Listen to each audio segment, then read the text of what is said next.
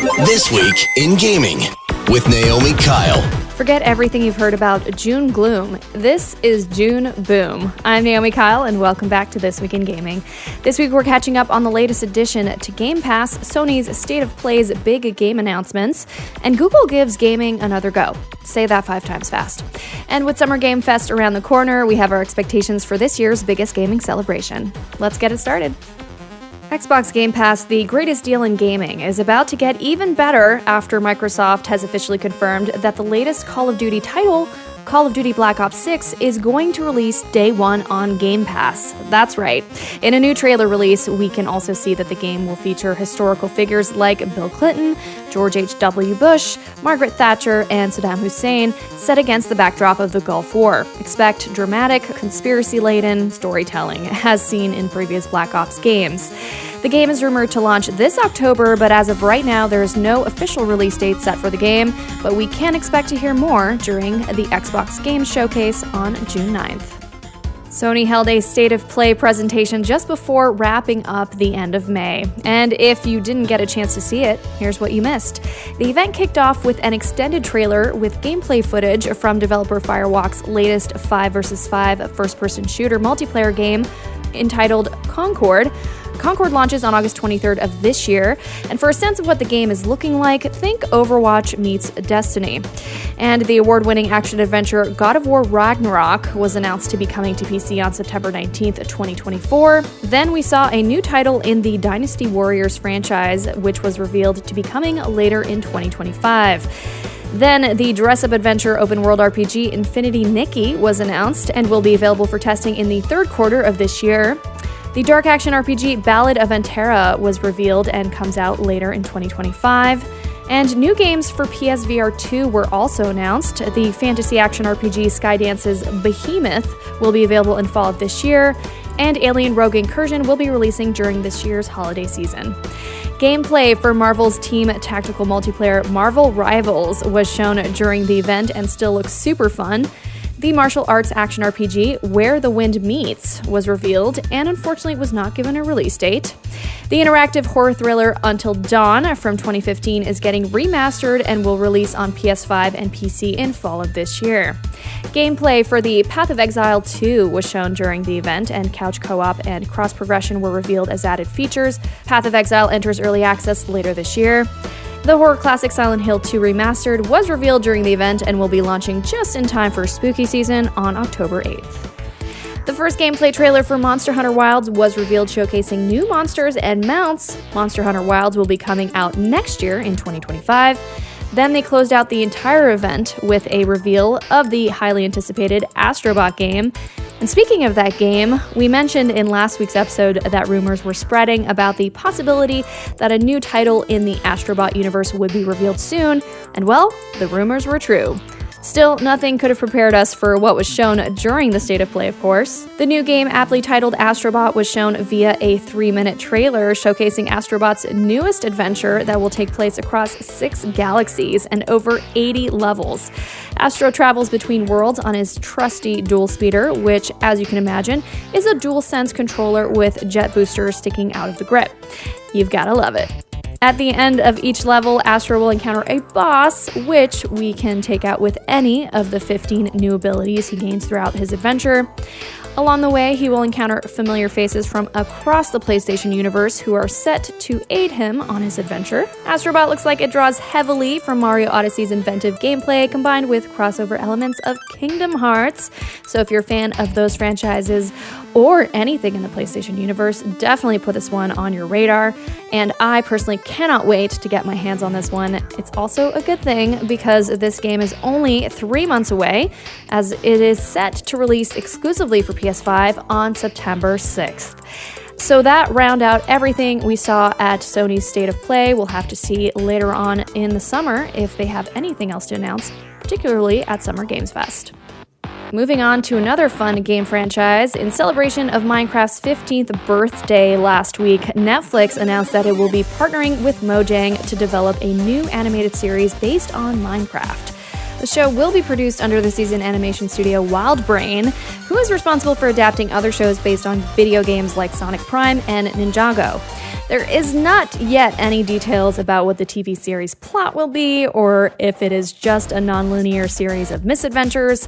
All we have to go off of so far is a press release sent out about the series stating that it will be, quote, showing the world of Minecraft in a new light. And of course that it will be an original story with new characters. Sorry, Steve. Steve is the main character in Minecraft for those who may not be aware. Mortal Kombat released a gameplay trailer last week showcasing the latest addition to their eclectic roster. Homelander of the popular TV series The Boys was shown demolishing Mortal Kombat's series veterans with fatalities echoing key moments in the TV series. Due to the inherent violent atmosphere embraced in The Boys, Homelander feels right at home in the Mortal Kombat universe.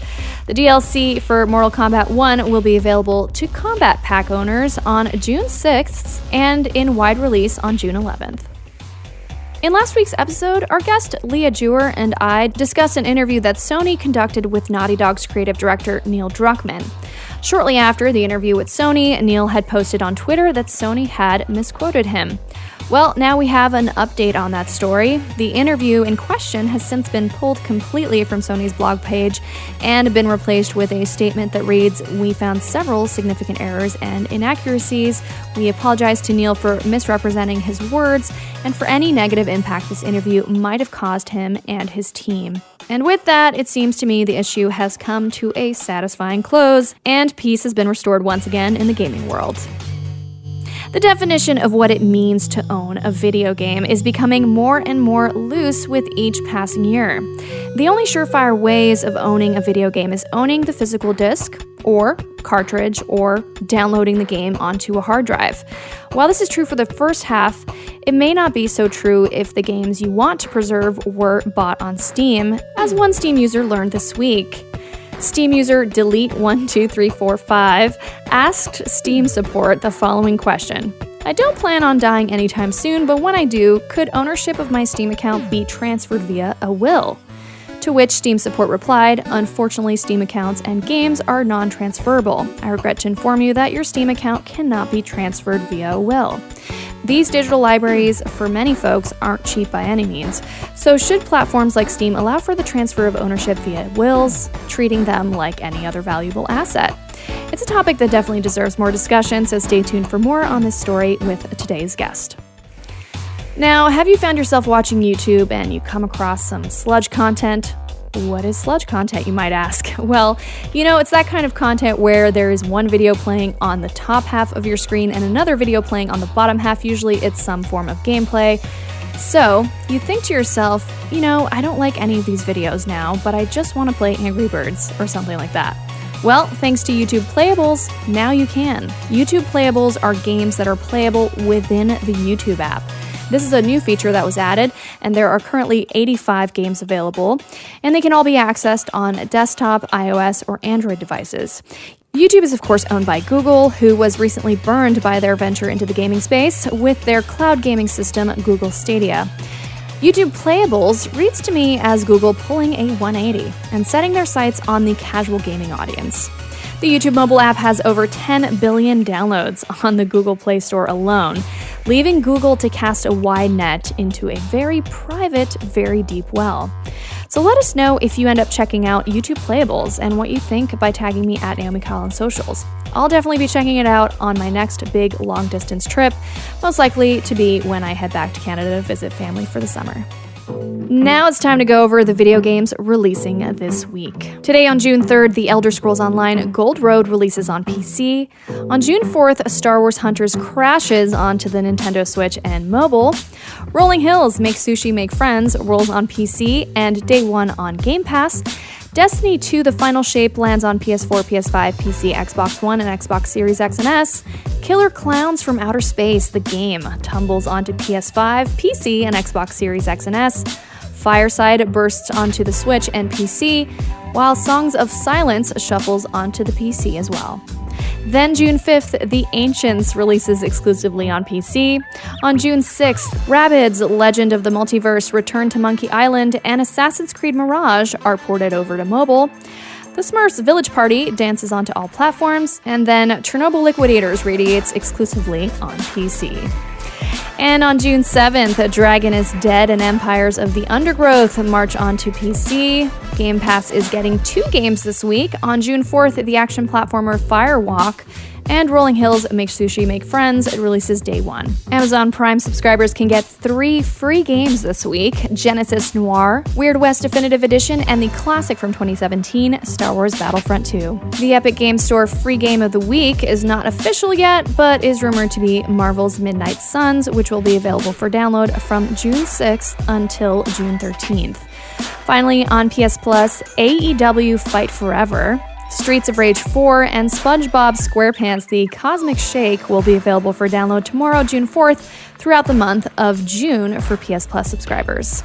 So that's the news for this week. It's now time to chat with our guest, Andrea Rene, returning to the show to chat about our game announcement expectations for this summer's gaming celebration, showcases, and events. Hey, Andrea, it's so good to have you back on the show. Hi, Naomi. Thanks for having me. Yeah, it's good to have you. I'm so excited to talk about all the stuff we have coming up because this is going to be a really busy weekend with Summer Game Fest happening.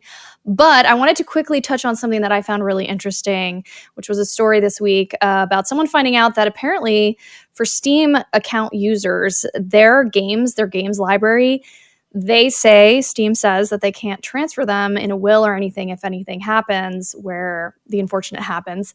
What is your stance on this issue? Like, when you heard this story, did you think that Steam was justified in restricting that sort of transfer of a games library of all things?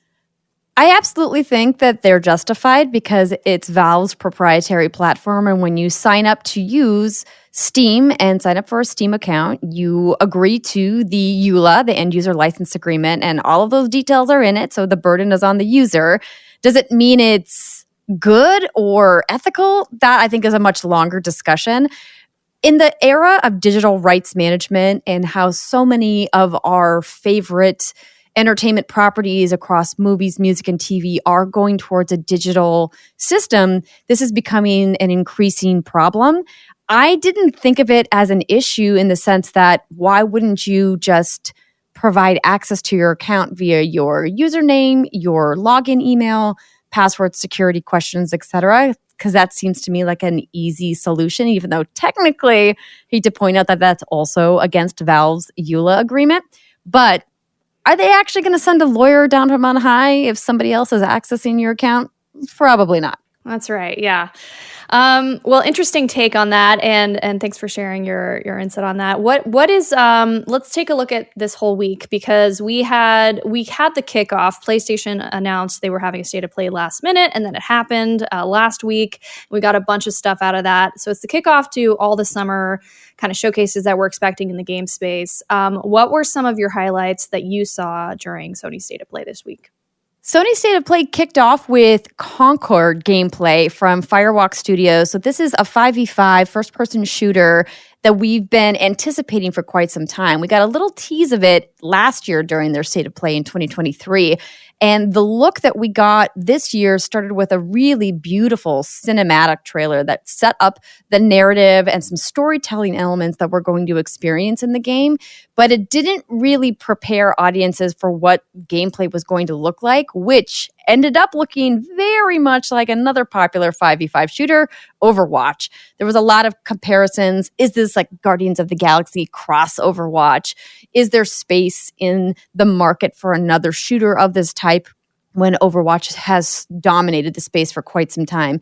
And I think a lot of those questions are yet to be answered until we get hands-on and see just how good or bad the gameplay is. Was there anything else besides Concord that you liked that you were happy to see? Oh, absolutely. I was super pumped to see that there's a new Astrobot game coming. That was one of my favorite experiences when the PlayStation 5 launched, Astrobot's Playroom, really making use of the new DualSense controller that Sony launched with their console, and was so happy to see these cute little robots kind of getting their own standalone 3D platformer that is coming this September.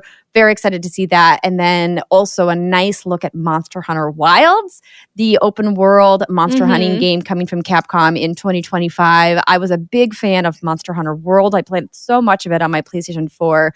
So very excited to see more from Wilds, which is coming next year. Now, let's talk about Summer Game Fest.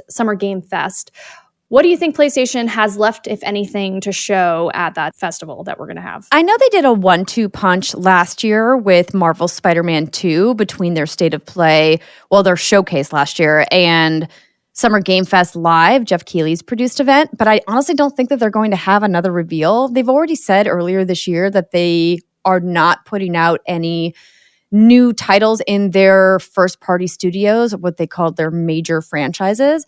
I don't think that Summer Game Fest is going to be the place where they would reveal something like that. It sounds like maybe later in the year they would talk about their 2025 offerings. So I don't think PlayStation has anything, but there's definitely a lot of other things potentially on the docket for the live event on Friday. Let's talk about those. What are some of your highlights, things you're looking forward to? I appreciate that the Summer Game Fest account goes out of their way to say, hey, here are some of the things that are confirmed for the show to get ahead of expectations. I love that we're going to see something from Alan Wake 2. Remedy Entertainment has been teasing Night Springs DLC. They've changed some of the branding on their accounts to Poison Pill Entertainment, and there's a lot of fan speculation going wild about what we're going to see from that.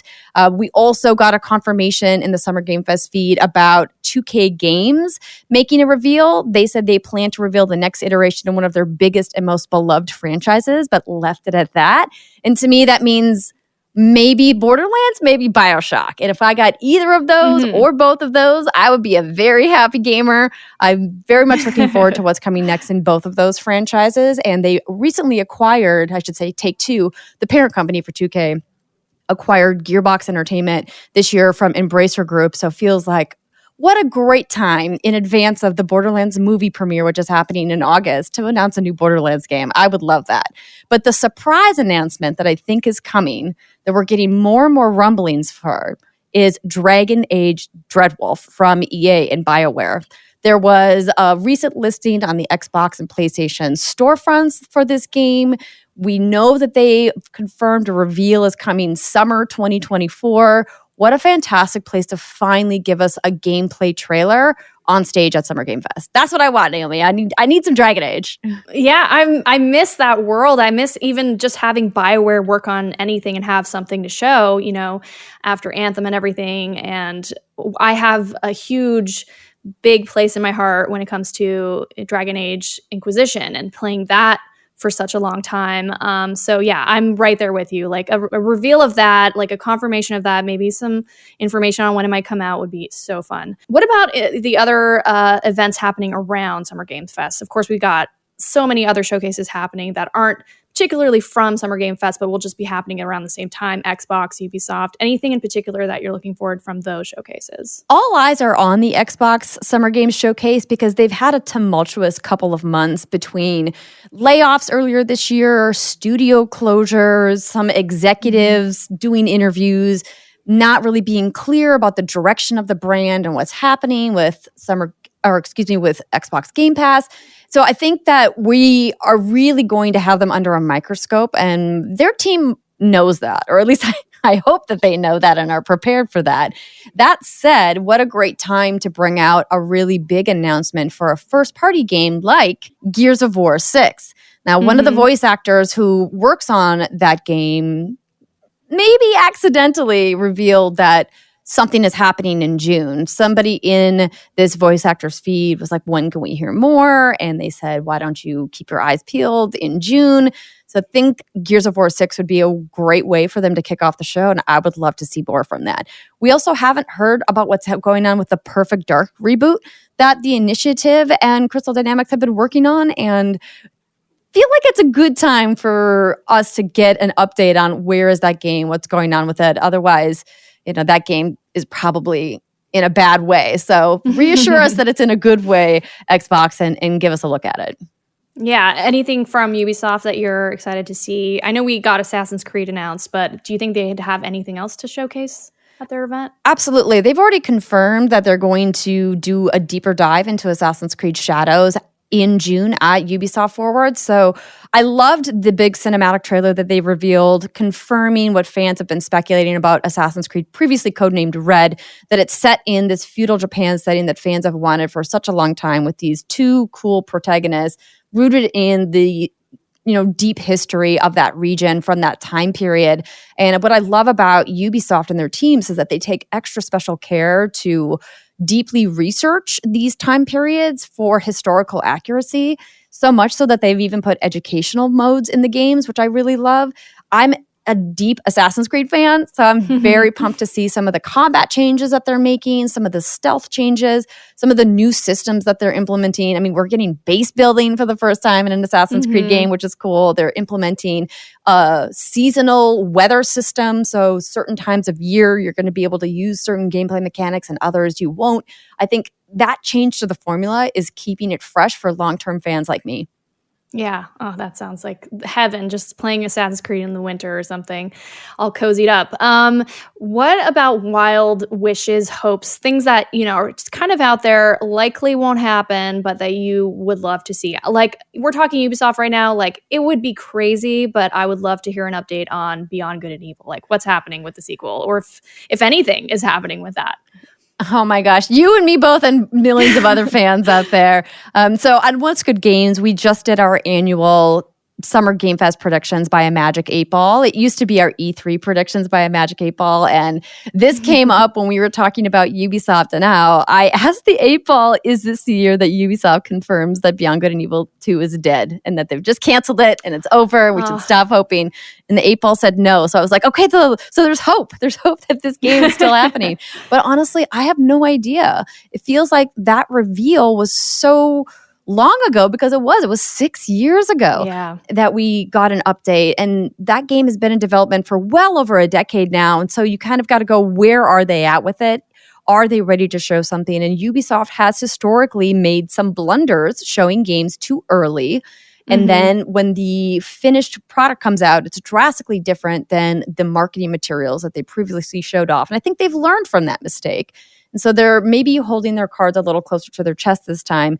And wouldn't be surprised if that game had a complete reboot in development, as well, as they were trying to figure out what is the future for this game. What is this game even? Because it feels like where they're going is so different from where it was. Yeah, it does feel like that. And I'm hopeful that it is, that your 8 Ball is correct. Me too. All right. Well, Andrea Rene, always so great having you on the show. Where can people tune into the content during Summer Game Fest on your platforms? You can follow me at Andrea Rene on pretty much every social media platform that exists. Please do check out What's Good Games wherever you listen to podcasts. You can also check us out on YouTube at youtube.com/What's Good Games. We'll be doing some content there, and very much looking forward to playing some cool stuff and also hanging out with you. Yeah, I'll be seeing you there, so I'm looking forward to it. All right. Thanks, Andrea. Thanks for having me, Naomi. Andrea Rene is the co-founder and host of the What's Good Games podcast. You can follow her on social at Andrea Rene. And that's This Week in Gaming. I'm your host, Naomi Kyle, and I had the most amazing time bringing you this week's gaming news. Thank you so much for listening. Your listen always makes such a big difference. Don't forget to let me know what you're playing and what you think about these stories by tagging me at Naomi Kyle on social.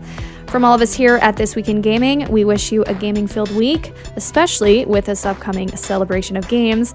And we'll see you guys same time, same place next week. Thanks again for listening. Talk to you soon. This Week in Gaming is an iHeartRadio Canada podcast. Subscribe to this podcast on iHeartRadio or wherever you get your podcasts. Download the iHeartRadio app for more podcasts just like these.